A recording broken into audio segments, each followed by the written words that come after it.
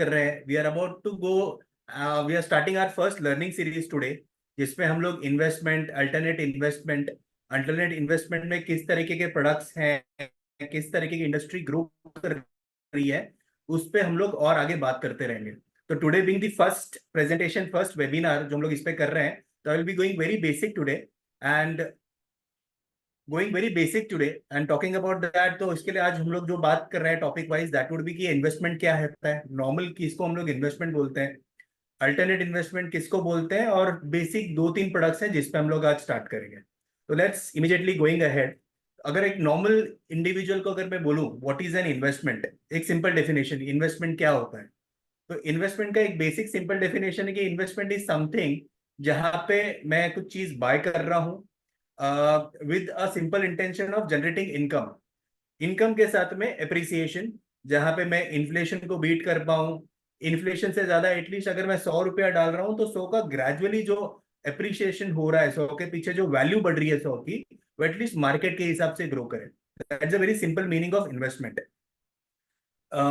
वहीं पे अगर मैं इन्वेस्टमेंट की बात करूं, किस तरीके के प्रोडक्ट्स हैं जो ट्रेडिशनल प्रोडक्ट्स हैं जिसमें लोग डालते हैं, तो जिसमें सबसे बेसिक बेसिक प्रोडक्ट जो आता है, जो किसी के भी दिमाग में आएगा, दैट कम्स विद एफडी।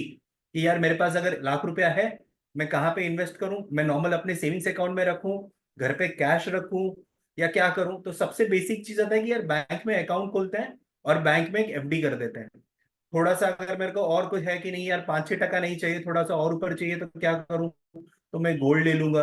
ये टेंजिबल एसेट है, कुछ गोल्ड ले लिया, या तो म्यूचुअल फंड ले लिया, प्रोविडेंट फंड में डाल दिया, रियल एस्टेट बहुत बड़ा हो जाएगा, ₹1,00,000 पे नहीं आएगा, बट स्टिल बॉन्ड्स ले लिया, गवर्नमेंट पेपर ले लिए, स्टॉक्स ले लिया, इक्विटी ले लिया।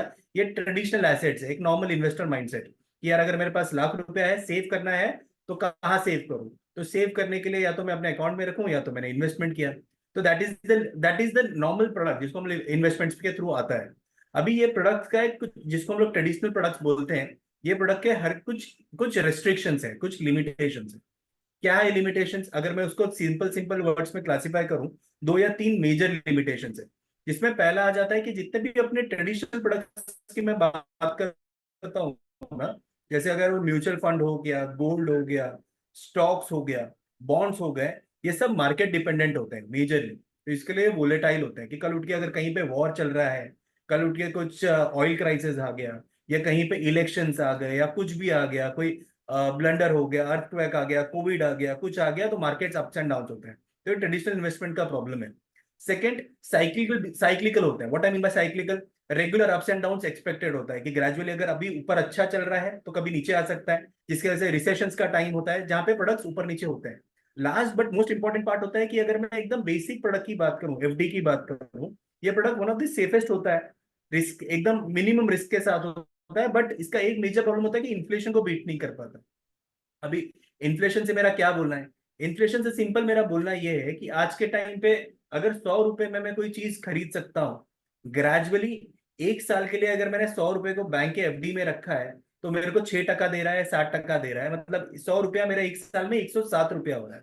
बट आज के टाइम पे जो चीज मैं ₹100 में खरीद सकता हूँ, सेम चीज का जो वैल्यू आफ्टर अ ईयर में एक्सपेक्ट करता हूँ, वो कहीं ना कहीं 108 ₹7, ₹108 के लगभग का होना चाहिए, as per asset value, as per inflation, as per growth जो चल रहा है। बट एफडी मेरा वो इन्फ्लेशन को भी बीट नहीं कर पाता, मतलब पैसा मेरा बढ़ रहा है, बट जिस हिसाब से बढ़ना चाहिए वो नहीं बढ़ता। ये लिमिटेशंस है। तो ये लिमिटेशंस को ओवरकम करने के लिए एक नया इन्वेस्टमेंट प्रोडक्ट आया, जिसको हम लोग अल्टरनेट इन्वेस्टमेंट बोलते हैं, या न्यू एज इन्वेस्टमेंट बोलते हैं। Let's take it immediately to alternate कि क्या है। तो मैंने इसके लिए मेरा स्लाइड सबसे पहले स्टार्ट किया एकदम सिंपल टर्म पे कि अल्टरनेट क्या है, व्हाट इज अल्टरनेट। अल्टरनेट अगर मैं सिंपल बात करूं तो अल्टरनेट इन्वेस्टमेंट एक नॉर्मल इन्वेस्टमेंट स्ट्रैटेजी है, नॉर्मल इन्वेस्टमेंट वे है।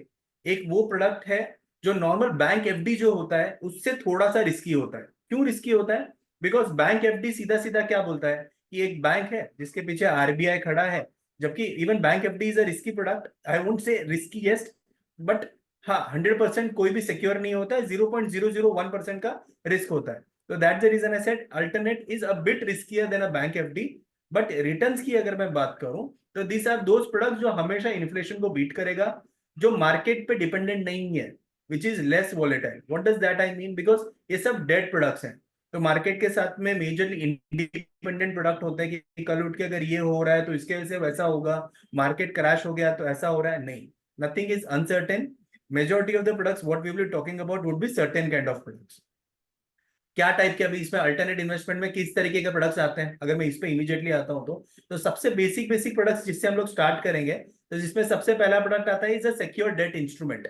सुनने में बहुत ये लग रहा है कि यार कुछ तो नया टर्म है, क्या है, कुछ फिनेंशियल टर्म है, डिफिकल्ट टर्म है, रॉकेट साइंस है, nothing is rocket science. Basically secure debt instrument एक डेट प्रोडक्ट है, ट्रेडेबल प्रोडक्ट है और सिक्योर्ड है, तो that is the reason it is called a secure debt instrument. Secured non convertible debenture, fractional real estate, peer to peer lending, alternate investment funds, AIF जिसको हम लोग बोलते हैं, इस तरीके के बहुत सारे नए नए प्रोडक्ट्स हैं जिसपे हम लोग बात करेंगे। अभी जैसे हम लोग ने नॉर्मल ट्रेडिशनल इन्वेस्टमेंट्स की बात की कि देयर आर लिमिटेशंस, उसी तरीके के अल्टरनेट इन्वेस्टमेंट्स के भी कुछ लिमिटेशंस हैं। What is the limited? Industry itself is a growing industry. अगर मैं इनकी एज के हिसाब से बात करूं इंडस्ट्री की करंटली, तो currently it's around 6 to 7 years old. Gradually जो पहला प्रोडक्ट अल्टरनेट में जो मेजरली स्टार्ट हुआ था that was a fractional real estate, जो स्टार्टेड अराउंड 2013-14 पे with a residential property. Then invoice discounting, NCDs, SDIs, क्योंकि एनसीडीज एसडीआईज पहले भी थे बट होलसेल में होता था, रिटेल इंडिविजुअल के लिए नहीं होते थे, रिटेल में जो अभी लेके आए हैं। सेकंड, अगर मैं लिमिटेशन की बात करूं, इज ऑलवेज जहां पे एक नॉर्मल एफडी में एक इंडिविजुअल 1,000, 2,000, 5,000 इससे भी एंटर कर सकता है, नॉर्मल एसआईपी 500 रुपए से एंटर कर सकता है। यहाँ का जो इन्वेस्टमेंट प्रोडक्ट होगा थोड़ा सा उससे हाइयर होता है एक ट्रेडिशनल इन्वेस्टमेंट से। थर्ड, अगर मैं बात करूं एक पॉइंट, तो it's like less regulated, less liquidity in compare to traditional investment. क्यों लेस रेगुलेटेड मैं बोल रहा हूँ? Because through fractional real estate से भी जस्ट जस्ट जस्ट कुछ दिन पहले आया है, saying around as micro REIT करके डिफाइन किया है फ्रैक्शनल को। तो रेगुलेशंस आ रहे हैं, जहां पे मैंने मार्केट की अगर मैं सीधा बात करूं, 2000-2002 में जब म्यूचुअल फंड इंडस्ट्री ग्रो कर रहा था, तब से भी बहुत सारी चीजें कर रही थी, बहुत सारी चीजें बना रही थी। Same way is around regulations आ रहे थे, सेम वे सेम ट्रांच के हिसाब से आज के टाइम पे अल्टरनेट इंडस्ट्री है।